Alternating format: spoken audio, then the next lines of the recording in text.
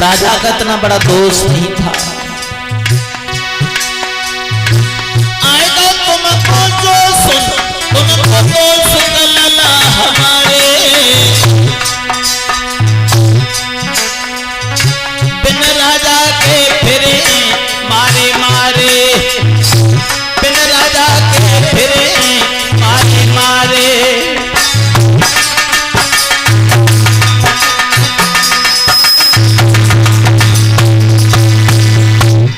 जो होना था वो हो गया पिताजी, कोई बात नहीं है। उस राजा को खबर कर दी जाए 7 दिन मिले हैं, 7 दिन बहुत होते हैं, राजा अपना कोई उपाय कर लेगा, अधोगति में जाने से बच जाएगा, सदगति उसे मिल जाएगी। तो एक गौरमुख नाम का शिष्य भेजा है परीक्षित के पास में। गौरमुख ने जाकर के ये बताया है, राजन आपको सरंगी ऋषि का श्राप लग चुका है।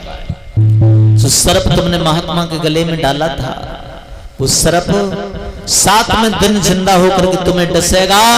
दुनिया की कोई शक्ति तुम्हें बचा नहीं सकती, तुम अपना कोई उपाय कर लो। परीक्षित बोले, मेरा इतना बड़ा कोई दोष नहीं था। अरे कचरियों के चोर को मौत की सजा, ये अच्छा नहीं किया। और मैं तो कल आने वाला था महात्मा से क्षमा मांगने के लिए। आज महाराज परीक्षित ने सब कुछ छोड़ दिया और सब कुछ छोड़ करके संत भेष धारण कर लिया। संत भेष लेकर के महाराज परीक्षित गंगा मैया के किनारे पर पहुंच गए हैं। महात्माओं ने, ऋषि मुनियों ने जब ये सुना है कि राजा के ऊपर कौन सी आपत्ति टूट पड़ी, तो संत भेष धारण कर लिया। धीरे धीरे ऋषि मुनि महात्मा सब एकत्रित होने लगे हैं महाराज परीक्षित के पास में। और 88,000 ऋषि मुनि एकत्रित हुए हैं वहां पर, 88,000। पर राजा को कोई संतुष्ट नहीं कर पाया। 88,000 ऋषि मुनियों में से राजा को कोई संतुष्ट नहीं कर पाया। सुखदेव के पिताजी व्यास जी भी वहां मौजूद है। सब अपना अपना निर्णय दे रहे हैं, लेकिन परीक्षित संतुष्ट नहीं हुए। एक महात्मा उठ के खड़े हुए और कहने लगे, राजन आप वेद शास्त्रों का अध्ययन करो, सदगति आपको मिल जाएगी, अधोगति में जाने से बच जाओगे। महाराज परीक्षित बोले, महाराज मैं वेद शास्त्रों का अध्ययन कर सकता हूं, मैं पढ़ा लिखा हूं, पर ये बताओ ये श्राप किसी अनपढ़ आदमी को लगा होता और उससे कही जाती कि वेद शास्त्रों का अध्ययन करो, वेद शास्त्र पढ़ो, वो कैसे पढ़ता? वो महात्मा चुप हो गए। एक और आगे बढ़े, बोले राजन शरीर से सेवा करो, सदगति आपको मिल जाएगी। बोले मैं सामर्थ्यवान हूं, जवान हूं, मेरे शरीर में सामर्थ्य है, मैं शरीर से सेवा कर सकता हूं, पर महाराज ये श्राप किसी वृद्ध आदमी को लगा होता, किसी बूढ़े आदमी को लगा होता और उससे कही जाती कि शरीर से सेवा करो, वो बेचारा क्या करता? वो भी गायब हो गए। एक और उठ के खड़े हो गए, कहने लगे राजन आप मंदिर धर्मशाला बनवाओ, सदगति आपको मिल जाएगी। परीक्षित बोले, मंदिर धर्मशाला का कार्य तो महीनों में पूरा हो पाएगा, दिन है केवल 7, पर मेरे पास में पैसे की कोई कमी नहीं है, मैं राजा धीराज हूं, ये काम मैं एक दिन में करा सकता हूं। पर ये श्राप महाराज किसी गरीब आदमी को लगा होता, किसी निर्धन व्यक्ति को लगा होता और उससे कही जाती कि मंदिर धर्मशाला बनवाओ, वो बेचारा क्या करता? वो भी महात्मा चुप हो गए। मतलब कोई भी राजा को संतुष्ट नहीं कर पाया। देवर्षि नारद ने देखा अब तो राजा को अधोगति में जाना पड़ेगा, कोई समाधान नहीं मिला। और देवर्षि नारद वहां से चले, सुखदेव महाराज के पास पहुंच गए। सुखदेव जी भगवान 16 वर्ष की अवस्था है, ज्यादा होगी लेकिन देखने में 16 वर्ष के ही लगते हैं। केला की लंगोटी लगी हुई है, अवधूत हैं, भ्रमण कर रहे हैं जंगल में। देवर्षि नारद पहुंचे हैं, प्रणाम किया, कहा महाराज आपको राजा परीक्षित ने बुलाया है, आप हमारे साथ चलो। सुखदेव जी ने मना कर दिया, हम नहीं जाएंगे, हमने उस राजा का कुछ ले नहीं लिया है, मना कर दिया। अब नारद सोचने लगे अब क्या करें, तो नारद ने एक प्रश्न कर दिया, महाराज हमारे एक प्रश्न का आप जवाब दोगे, फिर जाना या मत जाना आपकी मर्जी है। सुखदेव जी बोले पूछो कौन सा प्रश्न है आपका। ये बताओ महाराज, जैसे कुआं है और उस कुआं की पार पर दोनों आंखों से अंधा कोई आदमी सो रहा है कुआं की पार पर, और जब वो करवट बदलेगा तो कुआं में गिर जाएगा, वहां पर कोई आंखों वाला आदमी पहुंच जाए तो उसका कर्तव्य क्या है। सुखदेव जी कहने लगे उसका कर्तव्य ये है कि जाकर के उस आदमी को जगा दे और कुआं में गिरने से बचा ले। सोई नारद ने सुखदेव की कलाई पकड़ ली, महाराज अब तो आपको चलना पड़ेगा। ज्ञान रूपी आंखों से अंधा राजा परीक्षित, उस राजा को ज्ञान नहीं है, संसार रूपी सरोवर के किनारे पर है वो राजा, उसे श्राप लग चुका है 7 दिन में मरने का। और महाराज आप मिल गए आंखों वाले ज्ञान वाले, आप चल के उस राजा को ज्ञान चर्चा सुनाओ, अधोगति में गिरने से बचाओ। सुखदेव जी को जाना पड़ा, बात उल्टी फंस गई। चले पहुंचे हैं जहां महाराज परीक्षित बैठे हुए गंगा मैया के किनारे पर 88,000 ऋषि मुनि भी हैं, वहां पर बड़ी बड़ी लंबी उम्र के महात्मा बैठे हैं, बाल पक्के सन की तरह सफेद पड़ गए हैं, सब उठ उठ करके खड़े होने लगे, प्रणाम करने लगे हैं सुखदेव जी के लिए। परीक्षित ने विचार किया ये तो कोई महान मूर्ति है, देखने में तो छोटे बालक लगते हैं, लेकिन इतनी लंबी लंबी उम्र वाले महात्मा ऋषि मुनि बैठे हुए हैं, सब ने प्रणाम कर रहे हैं, कोई न कोई विशेषता है। और बड़े कई तरह के होते हैं, कोई उम्र में बड़ा होता है, कोई पैसे में बड़ा होता है, कोई सुंदरता में बड़ा होता है, कोई परिवार में बड़ा होता है, कोई ज्ञान में बड़ा होता है, कोई न कोई विशेषता है इनके अंदर। परीक्षित ने अपना तुरंत आसन छोड़ दिया और उठ करके प्रणाम किया सुखदेव जी के लिए। कहिए राजा कौन से प्रश्न, राजा ने देर नहीं की, क्यों? क्योंकि सुखदेव जी महाराज ज्यादा देर कहीं टिकते नहीं हैं, चले जाएंगे। अगर भिक्षा करने के लिए भी जाते हैं तो एक द्वार पर उतनी देर खड़े होते हैं जितना समय एक गाय को दोहने में लगता है, ऐसा लिखा है, उतनी देर खड़े होते हैं। लगभग 6.5 मिनट का समय बताया है। भिक्षा करने जाते हैं और भिक्षा मिल गया तो ठीक है, नहीं मिला तो आगे बढ़ गए। प्रश्न कर दिए राजा ने। एक प्रश्न तो राजा का ये था, दुनिया में आके मानव तन पाके जीव को क्या करना चाहिए, और दूसरा प्रश्न राजा का ये था, मेरी माण पुरुष को क्या करना चाहिए। आप ये तो समझ रहे होंगे, दुनिया में आके मानव तन पाके जीव को क्या करना चाहिए, लेकिन मेरी माण समझ रहे हो, मेरी माण किसे कहते हैं? मेरी माण परीक्षित महाराज, मेरी माण किसे कहते हैं? मेरी माण वो है जिस आदमी को अपनी मौत का पता चल जाए कि आज से इस दिन इस तारीख को हमारी मौत हो जाएगी। राजा को पता चल गया है कि 7 दिन से पहले मैं मरने वाला नहीं हूं, ये कन्फर्म हो गया। वैसे किसी को एक पल की नहीं पता कब हमारे श्वास पूरे हो जाएं, कब हम चले जाएं दुनिया को छोड़ के, लेकिन राजा को ये कन्फर्म है कि 7 दिन से पहले मैं मरने वाला नहीं हूं। और मेरी माण है राजा। वैसे भगवान ने अच्छा किया है हमारे तुम्हारे साथ में जो मरने की तारीख नहीं बताई। अगर परमात्मा मरने की तारीख निश्चित कर देता कि इस दिन इस तारीख को तुम्हारी मौत हो जाएगी, तो बताओ दुनिया में जितने भी सुख के साधन हैं कोई हमें आनंद नहीं देता।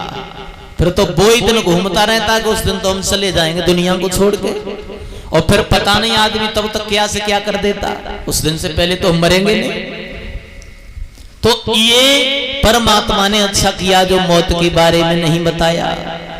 मौत की तारीख नहीं बताई, लेकिन कुछ संतों ने संकेत किया है इसके बारे में, मौत के बारे में, कि मौत का हमें पता कैसे चलता है। एक संत हुए हैं गुजरात के रामचंद्र केशव डोंगरे जी महाराज, जो विश्व भागवत भास्कर थे, अब तो नहीं है वो इस दुनिया में, शरीर अपना पूरा कर गए। उन्होंने अपनी रहस्य भागवत में एक प्रवचन में ये लिखा है, मौत का पता कैसे चलता है।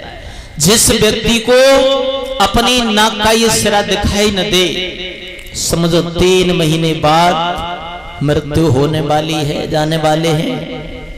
ये संकेत किया है डोंगरे जी महाराज ने। अब कुछ कुछ भक्त तो बड़े गौर से देख रहे हैं, अपनी नाक के 3 महीने ही तो नहीं रह गए हैं। संतों का संकेत है। और साथ ही साथ एक संकेत और किया है डोंगरे जी महाराज, जिस व्यक्ति की जीभ निकल के नाक से छू जाए वो बहुत भाग्यशाली होता है। पर निवेदन है हाथ जोड़ के, अब ये कोई लगाए वो शुरू मत करियो, आरती हो प्रसाद लेके जाओ तो प्रैक्टिकल करते जाइयो। ये संतों के संकेत है। परमात्मा ने जो भी किया है वो सब अच्छा किया, फिर भी लोग परमात्मा को दोष लगाते हैं। कोई काम बन जाए तो लोग ये कहते हैं कि ये तो हमने बहुत अच्छा कर लिया, और काम बिगड़ जाए तो वही लोग ये कहते हैं कि ये तो परमात्मा ने बहुत बुरा कर दिया। बन गया तो तुमने बना लिया, बिगड़ गया तो परमात्मा ने बिगाड़ दिया। हमारी क्या औकात है जो हम बना सके? परमात्मा की इच्छा के बिना हम कुछ नहीं कर सकते। हम तो उस परमात्मा के दिव्य पार्षद हैं। जो भी हमें कुछ मिला है वो सब परमात्मा की कृपा है, परमात्मा के द्वारा हमें मिला है। फिर भी दोष लोग लगा देते हैं भगवान को। जैसे एक कोई राहगीर रास्ता में जा रहा था, उसने देखा रास्ता में एक बारी है पाले, जिसमें तरबूज, खरबूज, काशी फल, लौकी, बड़े बड़े फल पड़े हुए हैं। तो खड़े होकर विचार करने लगा, देखो भगवान ने कितना बुरा किया है। लोग कहते हैं परमात्मा अच्छा करता है, पर मेरे विचार से परमात्मा ने ये बुरा किया है। वृक्ष छोटा है और छोटे पेड़ पे फल कितने कितने बड़े लगे हुए हैं। अरे ये बड़ा फल तो किसी बड़े वृक्ष पर होता तब आनंद देता। वहां से आगे बढ़ गया, परमात्मा ने अच्छा नहीं किया। फिर देखा एक आम का पेड़, छोटी छोटी अम्मियां लटक रही हैं। देखो कितना बुरा किया है भगवान। छोटा पेड़ है उस पे बड़ा फल लगा दिया, और जो बड़ा पेड़ है उस पे छोटा फल है। ये अच्छा नहीं किया।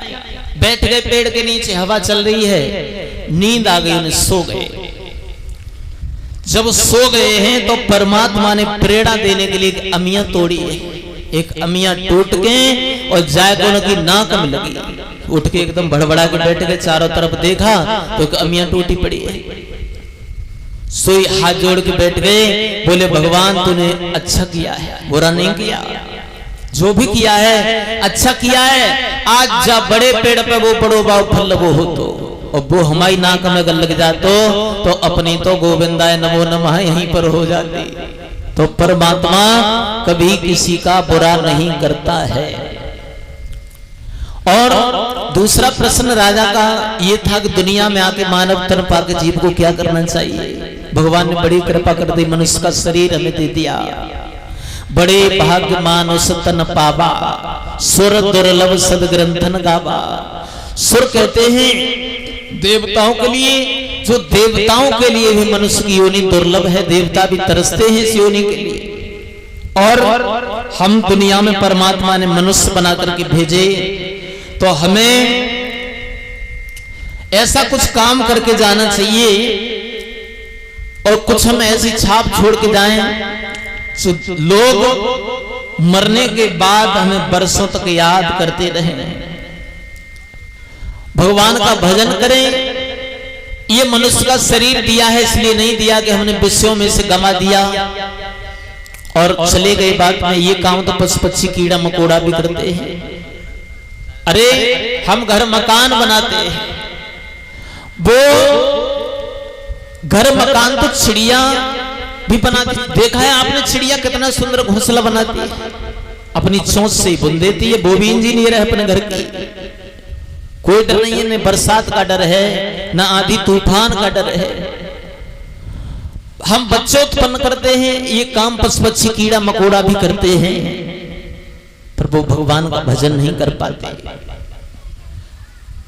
इस मनुष्य शरीर में हमें भगवान का भी चिंतन करना चाहिए।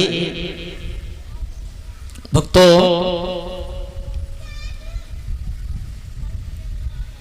तो सुखदेव जी महाराज समाधान करने लगे हैं। राजन बताओ, आपकी क्या सुनने की इच्छा है?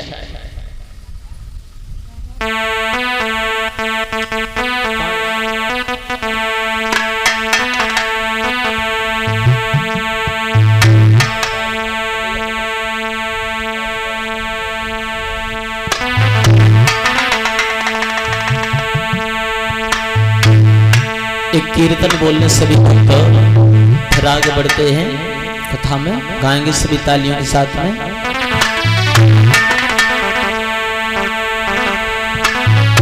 नैया डूबेगी अनारी तेरी भजन बिना, नैया डूबेगी अनारी तेरी भजन बिना।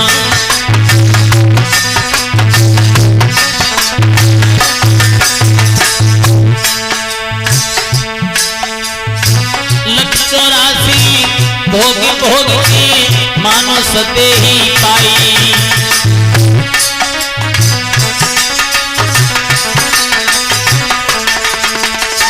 लख 84 भोगी भोगी की मानो सते ही पाई।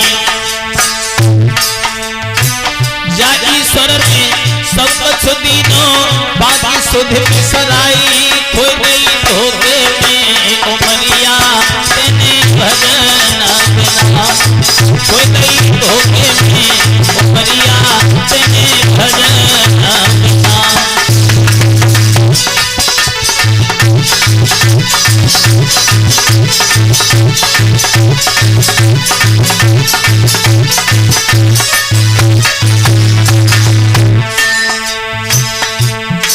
नैया डूबेगी अनारी तेरी भजन बिना, नैया डूबेगी अनारी तेरी भजन बिना।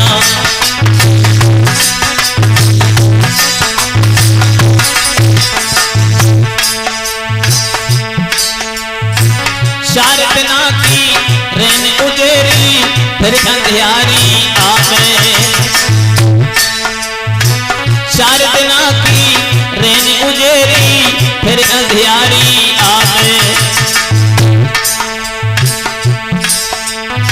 वृद्ध अवस्था जब ही आवे काल एक दिन खावे, अब तब पावोगे उमरिया तेने भजन बिना, अब तब पावोगे उमरिया तेने भजन बिना।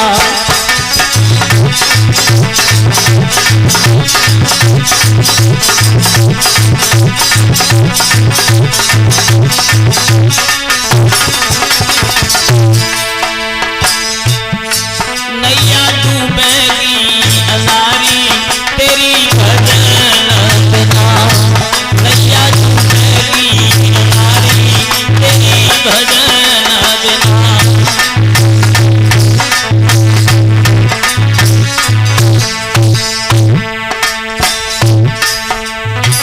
पक्के ऊंचे महल बना के मन आनंद मनावे, पक्के ऊंचे महल बना के मन आनंद मनावे। रात दिन तो अधर्म करके पैसा खूब कमावे, बांधी पापन की गठरिया तेने भजन बिना, बांधी पापन की गठरिया तेने भजन बिना।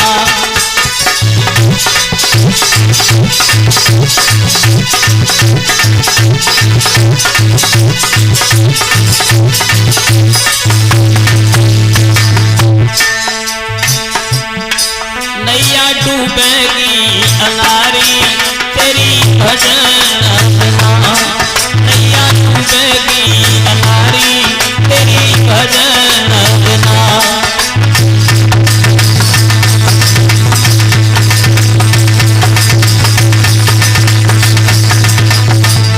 बोलो भक्तवत्सल भगवान की। सुखदेव जी महाराज कहने लगे हैं राजन बताओ तुम्हारी क्या सुनने की इच्छा है। तो परीक्षित ने ये प्रश्न किया गुरुदेव आप हमें ये बताओ सबसे पहले इस दुनिया में कौन था क्या था, सृष्टि के बारे में हमें बताओ, सृष्टि की रचना कैसे हुई। तब श्री सुखदेव जी महाराज बताने लगे हैं राजन सुनो, सबसे पहले इस दुनिया में जल ही जल था और उस जल में भगवान नारायण शेष की सैया पर शयन कर रहे हैं। भगवान नारायण की नाभि से एक कमल उत्पन्न हुआ है।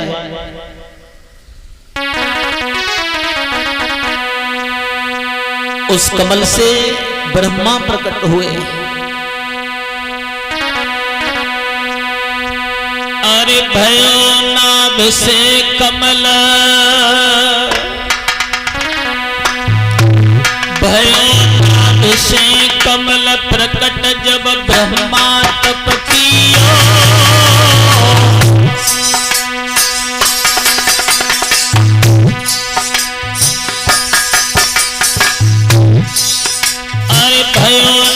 से कमल प्रकट जब ब्रह्मा तप कियो। और महाप्रलय जल पवन देख के कांपी गयो हियो। महाप्रलय जल पवन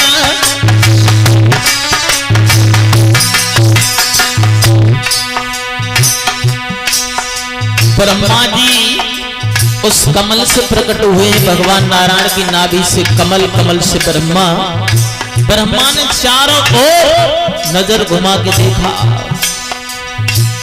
चार मुख हैं ब्रह्मा के, चारों ओर जल ही जल नजर आया। सोचने लगे मैं कौन हूं, कहां से आया हूं। उस कमल तंतु में अंदर प्रवेश करके अंदर गए, फिर ऊपर आए, फिर अंदर गए, लेकिन पता नहीं लगा पाए उस जड़ का।